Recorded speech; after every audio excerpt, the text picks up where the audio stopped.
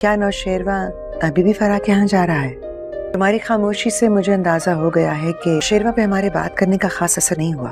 मुझे लगता है कि फराह शायद उनकी दिल से कभी नहीं उतर सकती। नहीं, अम्मा और बाबा साईं को तो नहीं बुला रहे मुझसे मिलवाने के लिए। वैसे तुम्हें मुझसे पूछना चाहिए था, डिनर तुमने स्पेशली मेरे लिए अरेंज किया। कुछ ऐसा ही। मामा अलविदाई तो कहने आई हूँ, इतनी जल्दी क्या है? क्या हुआ?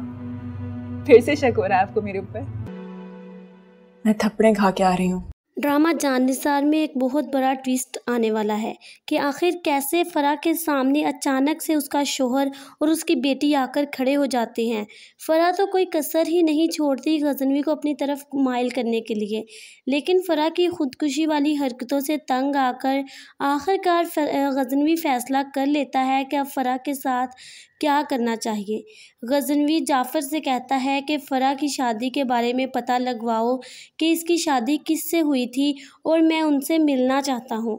फिर गजनवी फराह को डिनर करवाने के लिए बाहर लेकर जाता है और कहता है कि तुम्हें किसी से मिलवाना है। फराह तो बहुत ज़्यादा खुश होती है कि शायद गजनवी अपने माँ वालिदैन से मुझे मिलवाना चाहता है और शादी की बात करना चाहता है।